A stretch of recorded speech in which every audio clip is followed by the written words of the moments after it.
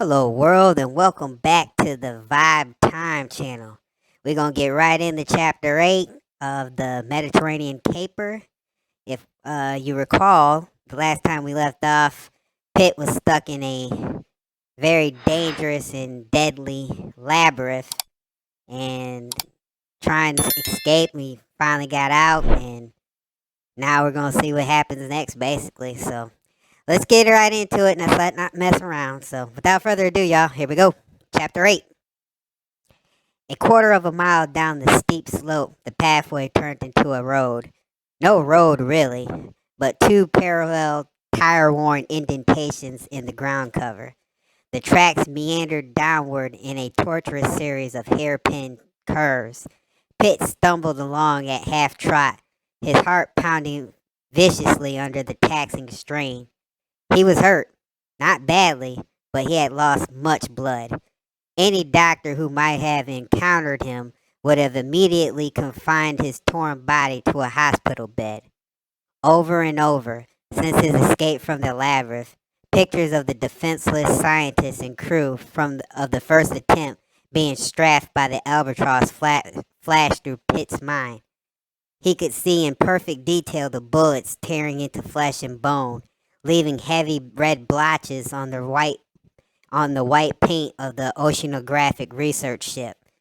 The carnage would be all over before the new interceptor jets at Brady Field could scramble, providing, of course, the replacement aircraft had arrived from the North Africa depot before dawn. These visions and others drove Pitt on to efforts beyond his normal capacity. He halted abruptly. Something moved in the shadows ahead. He left the vague trail and circled warily around a thick growth of chestnut trees, creeping closer to the unexpected obstacle. Then he raised up and peered over a fallen, decaying tree trunk. Even in the dim light, there was no mistaking the shape of a well-fed donkey that was tethered to a solitary boulder. The unattended little animal cocked one ear at Pitt's approach and brayed softly, almost pathetically. "You're hardly the answer to a jockey's prayer," said Pitt, grinning. "But beggars can't be choosy." He untied the lead rope from the rock and quickly made a crude halter. With no little amount of patience, he managed to push it over the donkey's nose. Then he mounted. "Okay, mule, giddy up." The little beast did not move. Pitt pounded on the stout flanks. Still no movement. He kicked, bounced, and prodded. Nothing, not even a bray. The long ears laid flat, and their obstinate owner refused to budge. Pitt did not know any Greek words, only a few names. That must be it, he thought. This dumb Jack Blank was probably named after a Greek god or hero. "Forward, Zeus, Apollo, Poseidon, Hercules. How about Atlas?" It seemed as though the donkey had turned to stone. Suddenly an idea occurred to Pitt. He leaned over and inspected his mount's underbelly. It was void of exterior plumbing. "My deepest apology, you gorgeous, ravishing creature," Pitt purred in the pointed ears. "Come, my lovely Aphrodite, let us be off." The donkey twitched, and Pitt knew he was getting warm. Atlanta? Nothing more happened. Athena? The air shot up, and the donkey turned, looking up at Pitt out of big, confused eyes. "Come on, Athena! Mush!" Athena, much to Pitt's joy and relief, pawed at the ground a couple of times and then obediently began to amble down the road. The early morning turned cool, and dew was beginning to dampen the forest-trimmed meadows when at last Pitt reached the outskirt of Lamynus. Lamynus was an average Greek coastal village, a unique blend of modern construction built on the site of an ancient city, whose ruins rise here and there among the more recent tile-roof houses. On the shoreline, jutting into a town with a jagged half-moon curve, a harbor full of flat-beam fishing boats offered a picturesque travel folder scene with the smells of salt air fish, and diesel oil thrown in. The wooden hulled boats lay dead along the beach like a pack of beach whales, their masts carefully stowed along the gunnels of their anchor ropes stretched loosely to seaward. In rows behind the white sand beach, high vertical poles stood, supporting long fences of stinking brown fish nets. And behind those again was the main street of the village, whose strutted little doors and windows offered no sign of life to the bedraggled Pitt and his plodding four-legged transportation. The white plastered houses with their tiny balconies made a restful real-life painting in the moonlight, a painting that had little bearing on the events which had brought Pitt to the village. At a narrow intersection, Pitt slid off the donkey and tied it to a mailbox. Then he took an American $10 bill from his wallet and wrapped it into the halter. "Thanks for the lift, Athena, and keep the change." He patted the animal affectionately on the soft, rounded nose, and hitching up his disreputable looking pants, walked unsteadily down the street towards the beach. Pitt looked for the telltale lines of a telephone, but could see none. There were no cars or other vehicles parked along the streets either, only a bicycle, but he was too physically drained to consider pedaling the 7 miles back to Brady Field. A lot of good it would do, he thought, even if he could find a phone or someone who owned a car. He couldn't speak Greek. The glowing arms and numbers on the Omega said 3:59. Another hot dawn would hit the island in 41 minutes. 41 minutes to warn Gunn and the men of the first attempt. Pitt looked across the sea, following the inward curve of the island. It was 7 miles to Brady Field by land. Then it was only 4 miles in a direct line across the water to the ship. There was no time left to loiter. He would simply have to steal a boat. Why not, he reasoned. If he could kidnap a donkey, he could pirate a boat. Within a few minutes, he found a well-used dory with a high flaring carvel hull and a rust-coated one-cylinder gasoline engine. Fumbling in the gloom, his fingers found the throttle linkage and the ignition switch. The flywheel was massive, and it was all Pitt could do to crank it over. Every aching muscle strained at each silent revolution. Sweat broke from his forehead and dripped on the engine. His head throbbed and blurriness crept into his vision. Time after time he pulled the crank handle, rubbing the flesh from his hands. It seemed hopeless. The engine would not fire. If the need for speed had been vital before, it was desperate now. Precious minutes were running down the drain as he attempted to get the bulky engine into action. Pitt reached deep, drawing from the last untapped reserve of his strength. Clenching his teeth, he gave a mighty pull. The engine popped briefly and died. He pulled the crank again and slumped exhausted into the oily bilged water. The engine coughed once, then twice, wheezed, coughed again, caught and settled down to a popping thrust as the solitary piston began to ram up and down inside the ring-worn sleeve. Too tired to rise, Pitt leaned over and cut the line with the faithful paring knife and kicked the gear lever in reverse. The shabby little boat, its paint peeling down the hull in scaly sheets, chugged backwards into the harbor, circled in a 180-degree arc past the old Roman breakwater, and headed out to sea. Pitt jammed the throttle full against its stop as the dory reeled through the low swells, making perhaps a top speed of 7 knots. He hauled himself erect in the stern seat, clutching the tiller tightly between his hands, bleeding from the harsh rasping caused by the rusty crank handle. A half hour passed, an immediate lapse of time under a cloudless sky and a brightening east horizon, and still the boat chugged steadily across the island. The progress seemed agonizingly slow to Pitt, but every foot gained was a foot closer to the first attempt. He caught himself dozing off from time to time, head dropping on his chest, then reawakening with a start. He urged his lazy mind on, driving it with a frenzy he didn't know he possessed. Then his eyes, then his dull eyes saw it. A low, gray shape resting beyond the next small point of land just over a mile away. He recognized the two white 32-point lights of bow and stern that signified a ship at anchor.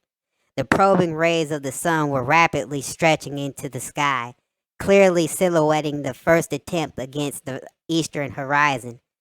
First the superstructure, then the crane and radar mast, then the indiscriminate piles of scientific equipment scattered around the deck. Pitt talked to the noisy old engine, begging it for more revolutions. The lone cylinder snapped, crackled, and popped in reply, turning the warped and bent propeller shaft onto it rumbled until it rumbled ominously inside worn and exhausted bearings. The race against the dawn was going to be close. The hot orange ball of the sun was barely poking its dome over the watery horizon when Pitt abruptly slowed the little engine, tardily jammed the throttle in reverse, and bored clumsily into the side of the first attempt. "Hello, the ship!" Pitt shouted weakly, too fatigued to move. "You dumb blank," returned an irate voice. "Why don't you watch where you're going?" A shadowed face appeared over the rail and peered down at the dory bumping against the big ship's hull. "Next time, let us know when you're coming so we can paint a target on the side." In spite of the tension and fiery agony of his wounds, Pitt could not help smiling. It's too early in the morning for jokes. Can the wisecracks and get down here and give me a hand? "Why should I?" said the lookout, straining his eyes in the early shadows. "Who the bleep are you?" "I'm Pitt, and I'm injured. Now stop screwing around and hurry." "Is it really you, Major?" the lookout asked hesitantly. "What the bleep do you want?" snapped Pitt. "A birth certificate?" "No, sir." The lookout vanished behind the railing and a moment later reappeared on the boarding ladder with a boat hook in one hand. He caught the dory of the aft port gunwale and pulled it to the ladder. Securing a line to the little boat's stern, he leaped on board, caught his foot on a cleat, and fell sprawling on top of Pitt. Pitt clasped his eyes shut, grunting from the impact of the man's weight. When he opened them again, he found himself staring into the yellow beard of Ken Knight. Knight started to say something, but then he more clearly saw the bloody and ragged body beneath him. The sight of Pitt's condition made the young scientist wince, and his face turned ashen. He sat rock-bound in unbelieving shock.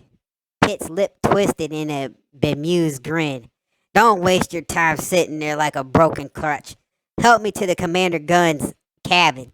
My God, Knight murmured, shaking his head dazedly and slowly from side to side. "What in the name of God happened?" "Later," Pitt snapped, "when there's time." He swayed forward onto his hands. "Help me, you dumb bastard, before it's too late." There was a desperation, a burning fierceness in Pitt's voice that startled Knight into action. Knight half carried, half dragged Pitt up the ladder and onto the deck. He stopped at Gunn's cabin and kicked at the door. "Open up, Commander Gunn. It's an emergency." Gunn threw open the door, dressed in nothing but a pair of shorts and his horn-rimmed glasses, looking like a confused professor who was just caught in a motel room with the dean of the university's wife. "What's the meaning?" He stopped suddenly, staring at the blood-caked apparition supported by Knight. His brown eyes swelled in immense proportions behind the thick glasses. "My God, Dirk! Is that you? What happened?" Pitt tried to smile again, but it was only a slight curl of his upper lip. I'm a dropout from Bleep." His tone was low, then it came on strongly. "Do you have any meteorological equipment on board? Gunn didn't answer. Instead, he ordered Knight to get the ship's doctor. Then the bespectacled little skipper led Pitt into the cabin and gently lowered him on the bunk. Just rest easy, Dirk. We'll have you patched up in no time. That's just it, Rudy. There is no time, Pitt said, grasping Gunn's wrist with his ripped hands. Do you have any meteorological equipment on board? He repeated urgently. Gunn looked down at Pitt, his eyes reflecting bewilderment. Yes, we have instruments to record various meteorological data. Why do you ask? Pitt's hand released their grip and fell away from Gunn's wrist. A smug, cold smile gripped his eyes and spread his lips as he struggled up on his elbows. This ship is going to be attacked any minute by the same aircraft that raided Brady Field. You must be delirious, Gunn said, moving forward to help Pitt sit up. My body may look like bleep, but my mind at this moment is sharper than yours, Pitt said. Now listen and listen carefully. Here's what has to be done. It was the lookout perch on the great A-frame crane who first spotted the little yellow plane against its vast blue background. Then Pitt and Gunn saw it too, not more than 2 miles away, flying at 800 feet. They should have seen it sooner, but it was coming at the first attempt straight out of the eye of the sun. He's 10 minutes late, Pitt grunted, holding an arm aloft from a white goateed doctor who worked quickly and skillfully at bandaging his chest. The elderly physician, oblivious to Pitt's movements on the ship's bridge, cleaned and dressed the raw cuts without bothering to turn and look at the approaching plane. He tied the final knot tightly, making Pitt twinge and display a wry face. That's the best I can do for you, Major, until you stop running up and down the deck, shouting orders like Captain Blage. Sorry, Doc, Pitt said without taking his eyes from the sky, but there was no time for a formal office call. You better get below now. If my little battle tactic doesn't work, you're going to do a land office business in about 10 minutes. Without answering, the weary, deeply tanned doctor closed the large, worn leather case, turned, and ducked down the bridge ladder. Pitt drew back from the railing and glanced over at Gunn. Are you connected? Say when. Gunn was tense, but looked ready and eager. He held a small black box in his hand and attached to a wire that led up the radar mast and then into the brilliant morning sky. Do you think the pilot of the old contraption will take the bait? History never fails to repeat itself, Pitt said confidently, glaring at the nearing plane. Even in this moment of tense anxiety, Gunn found time to marvel at Pitt's complete transformation since dawn. The man who staggered on board the first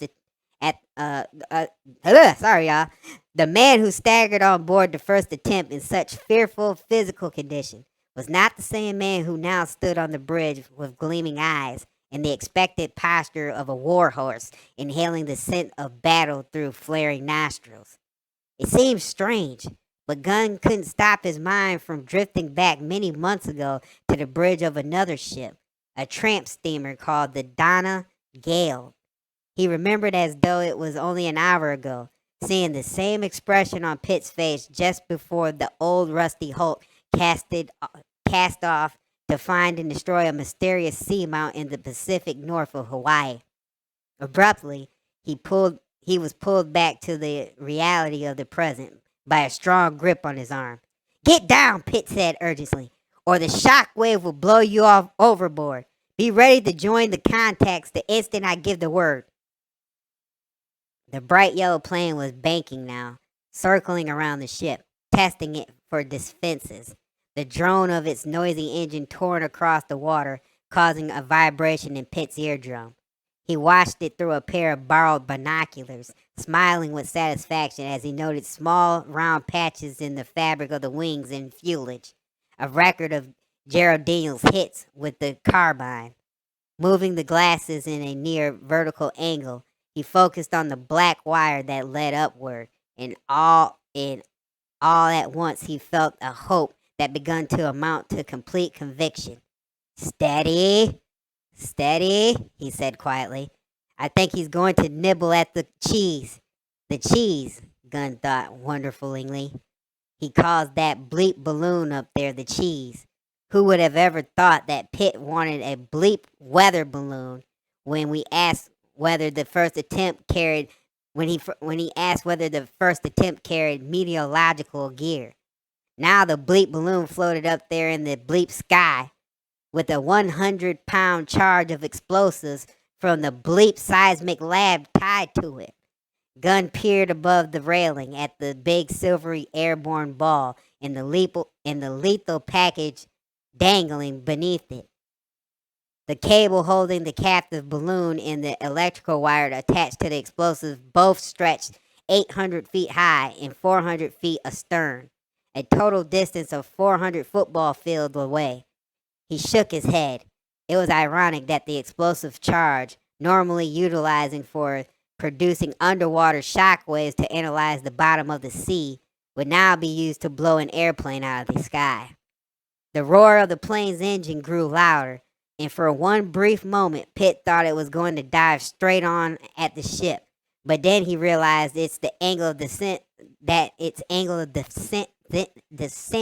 was too slow. The pilot was lining the albatross up for a pass at the balloon. He stood up for a better view, knowing he was attempting an exposed target. The engine turned into a high-pitched snarl, and the gun sights aimed for the lazy gas bag waiting above the sparkling water. There was no delay, no adjusting for range. The yellow wings glistened in the sun, obscuring the flashes from the two guns mounted on the cowling. The sound of the staccato burst and the whine of the bullets signaled the beginning of the attack. The rubberized nylon skin of the helium-filled bag shuddered under the onslaught of the rapid gunfire. It sagged at first, then wrinkled like a prune and collapsed, flapping in loose folds towards the sea. The yellow albatross swept over the dropping balloon, making a beeline for the first attempt. Now! Pitt yelled, hitting the deck. Gunn threw the switch. The next instant seemed to march on to infinity. Then there was a gigantic blast which shook the ship from keel to mast. The early morning silence was shattered with a violent sound like the breaking of 1,000 windows by a tornado.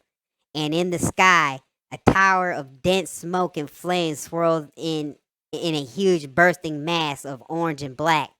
The concussion from the explosion knocked the wind from Pitt and Gunn, squeezing internal organs against the spines of the sudden punch of the battering ram. Slowly, moving with painful stiffness from the tight bandages and struggling from breath, Pitt rose to his feet and peered into the expanding cloud for signs of the albatross. Shaken for a moment, his eyes darted too high. He could see nothing but curling smoke. The plane and his pilot were gone. Then he realized what happened. The brief lag between his shouted signal and the actual explosion saved the plane from instant disintegration. Swinging his gaze down to the horizon, he spotted it. The craft was gliding clumsily through the air, its engine dead.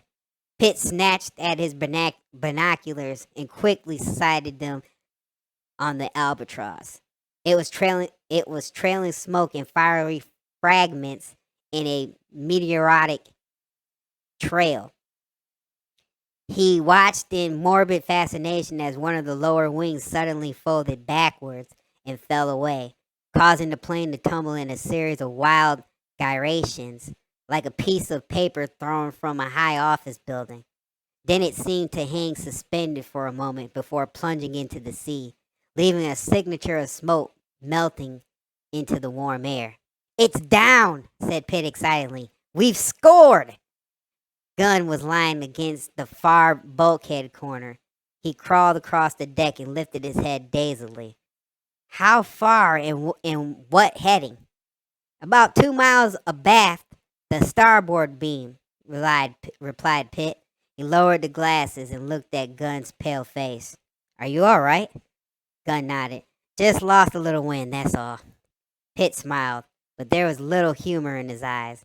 He was smudgingly satisfied with himself, very pleased with the outcome of his plan. Send the double ender and some men out there to dive on the wreck. I'm anxious to find out what our ghost looks like. Of course, said Gunn. I'll personally lead the I'll personally lead the diving party, but only on one condition. You get your bleep down to my cabin immediately. The doc hasn't finished with you yet. Pitt shrugged. You're the captain. He turned back to the rail and looked again at the spot that marked the grave of the yellow albatross. He was still at the rail 10 minutes later when Gunn and four of the first attempt's crew loaded their diving gear on the double-ender whaler and cast off. The little boat made no attempt to circle and search the general surface area, but moved straight to the spot where the plane disappeared. Pitt watched until he could see the divers drop into the sparkling blue water at intervals to converge together underwater at the final resting place of the wreck. Come along, Major, said a voice at his elbow. He slowly turned and looked into the face of the bearded doctor. It's no use chasing me, Doc. I won't marry you, Pitt said, a wide grin riding his face. The blue-eyed old ship surgeon did not grin back. He merely pointed down the ladder at Gunn's cabin. Pitt had no choice but to wearily resign himself and turn his battered body over to the doctor's care.